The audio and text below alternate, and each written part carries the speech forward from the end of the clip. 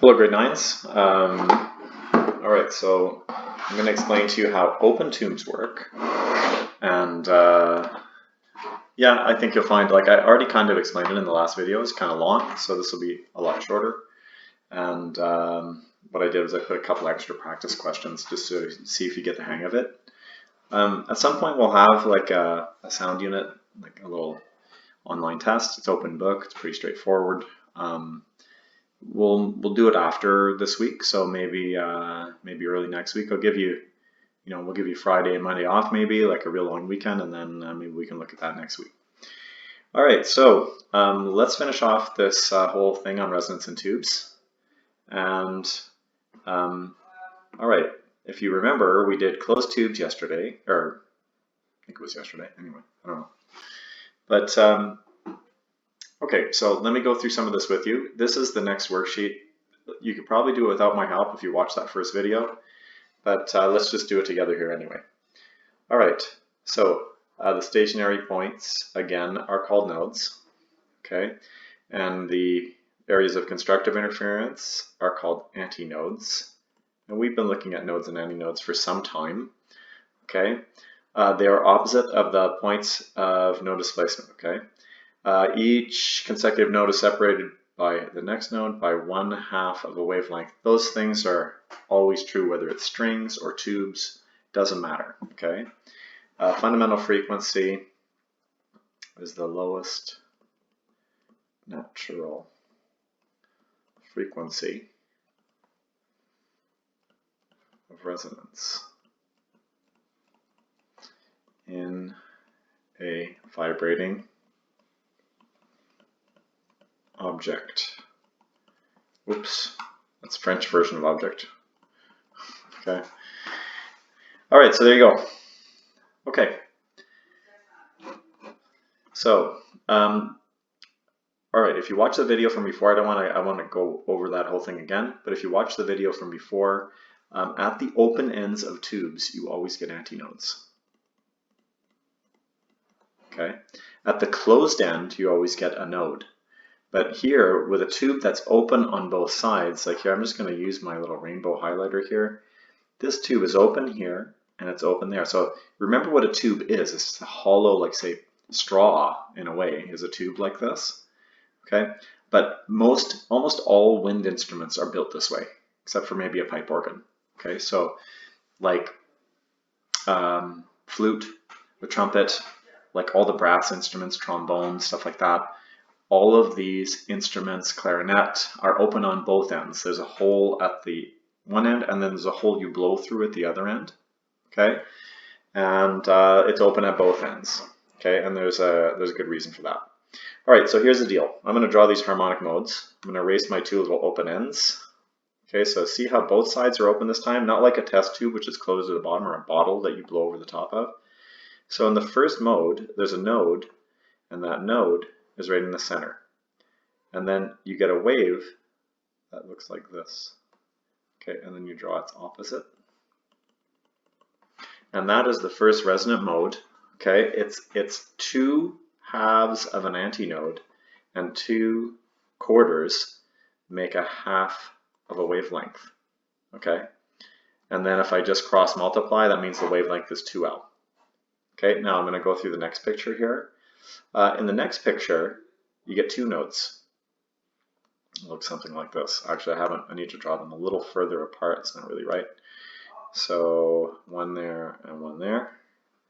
Okay, now I'm going to draw my wave. It's going to go up. It's going to come down like that. And then the opposite wave starts at the top and goes to the bottom like that. So that's the second harmonic. Okay, and this has, from node to node, is 1/2 of a wave plus 2 quarters makes 2/2 of a wave, and therefore the wavelength is just equal to, well, if you want, I can just write 2/2L. Okay, all right, in the next one, we're going to have 3 nodes. Okay, I'll put that one more in the middle. Okay, 3 nodes like this. And then we're going to start here at the bottom, top, bottom, top, like that. And then we do the opposite. Okay, all we're doing is adding those skipping ropes, right? Every time. So you see the pattern as I go sort of down here. The end behavior, okay? The behavior at the ends, so the behavior here and the behavior here where you always get like sort of a quarter or half of an antinode, it's the same every time. Notice that? Right here and here, right here and here, always the same end behavior. But you're just adding skipping ropes, okay, in the middle, okay, to get the upper harmonics. Now this is 2 halves, 3 halves of a wavelength, so it's going to be 3 halves of a wavelength, or 2 over 3L, like this. Now I'm going to let you finish these 2 pictures. So I'm going to just put in the margin here, you complete this picture, please. Okay, now you can find these pictures online, also in my notes that I made earlier, so you can find these pictures. It's no problem. All right, so now here's some questions for you. These are very similar to the questions we did before, so I'm going to do one of them, but I think you'll get it, especially because this is our second worksheet, so the first one was a bit harder. Okay, so here, a third harmonic for an air column whose first harmonic is 384 Hertz. You do this exactly the same way every time, right? So we know that the third harmonic, it doesn't matter if it's a string, it doesn't matter if it's a tube, closed or open. The third harmonic has to be 3 times the fundamental.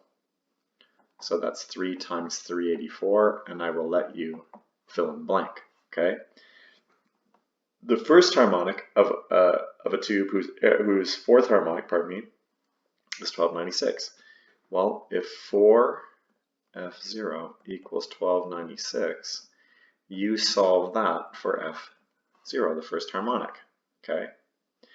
And then this was the one that some of you had difficulty with on the last one. The third harmonic for an air column whose fourth harmonic is 528 Hertz.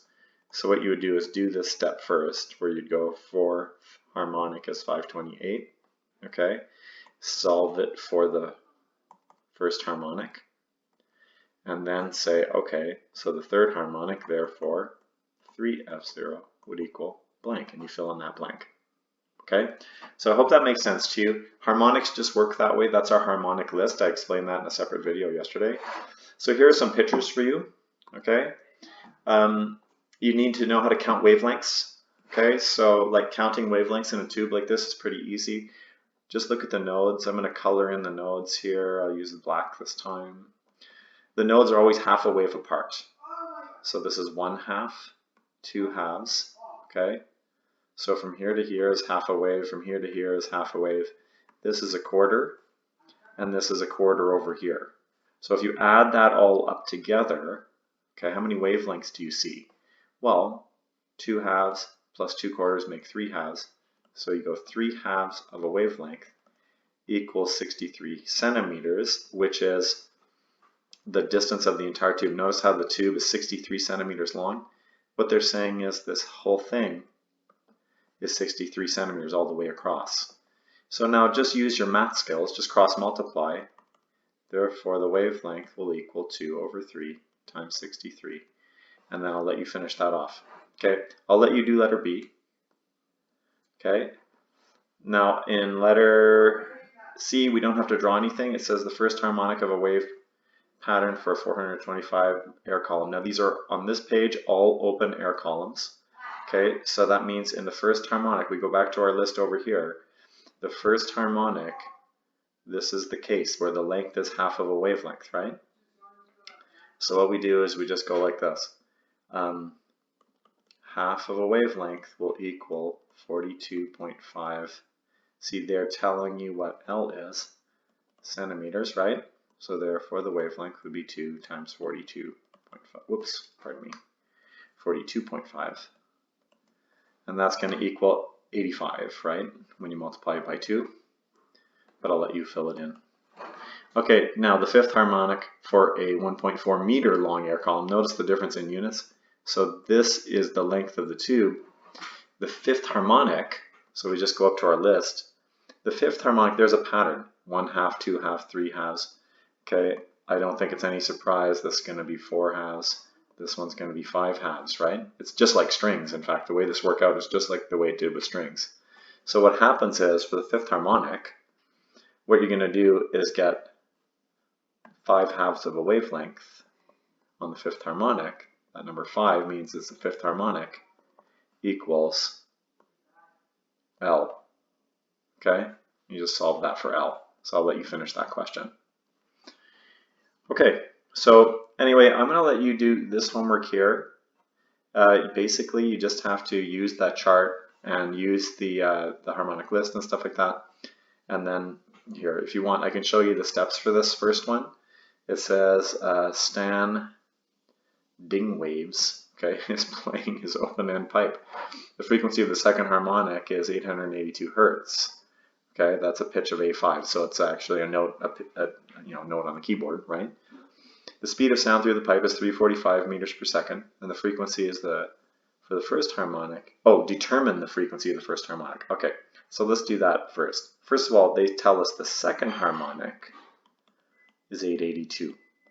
So finding the first harmonic is just going to be 882 divided by 2, okay, right? And that's 441 hertz, which is an A, like a tuning fork A. Okay, so that's like A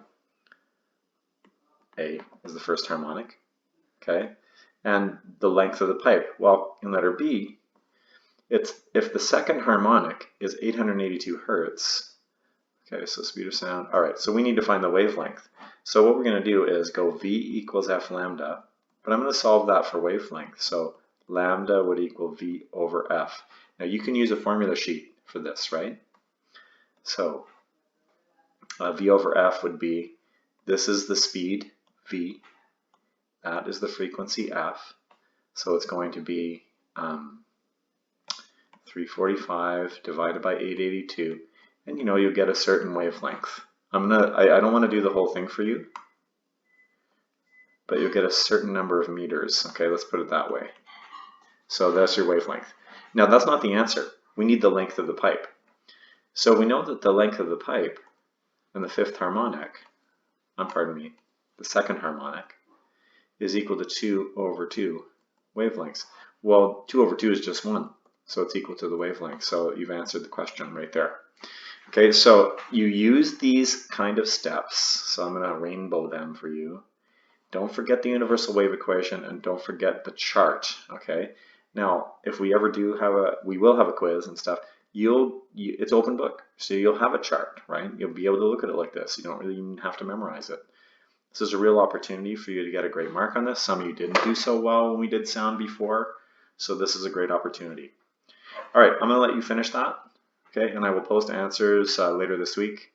If you have questions, just ask. But please, guys, before you ask questions, remember what I said. Please,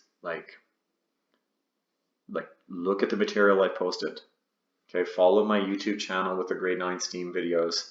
This one will be posted. I posted in Snapchat. I send out emails. So if I'm sending out emails and I'm posting it on Snapchat and making these videos and posting them on YouTube, and you're following along, and I'm also posting on OneNote. So if you've got all this information, there should be no reason whatsoever, not mentioning any names, for anyone to come and say, what are we doing? I have no idea what we're doing here. See, you need to do something, right? When you're on this pandemic, you need to work from home, not just come to me and keep asking me questions. If you haven't done anything, I don't really feel like helping you. But if you've gone through everything and you still have a question, then I would love to help you, okay? So, guys, that takes us pretty much to the end, so you should finish. Let me just show you. You should be finishing this worksheet here. Oh, actually, hang on. Before we do anything else, I did post just an additional practice for you. These are the harmonics in an open tube, like the one we just talked about, okay? If you want to complete this chart, it's really easy. If it's the second harmonic, 2F0, 3F0, 4F0, and so on, really easy. The length of the tube is going to be 2 halves of a wavelength, 3 halves of a wavelength, 4 halves. The pattern with open tubes is very simple, right? 5 halves of a wavelength, and so on, right? If you want to do the n, it would be n over 2 wavelengths and nf0. I know that one's a little weird. All right, so there's a couple of questions here I would like you to try. If you're given the temperature of the air, please remember that the speed of sound then, based on temperature, is 332 plus 0.59 times the temperature. Okay? Anyway, so there's a couple of questions here for you, so please give those a try. There's not much there, only 2 questions. There's also 2 questions on closed tubes on this page. They're basically the same questions. The answers are posted, see if you're doing it right, just for practice, because these are the kind of questions you maybe get on a test. And so if you have all this information at your fingertips, a test is just an opportunity for you to get a great mark, right?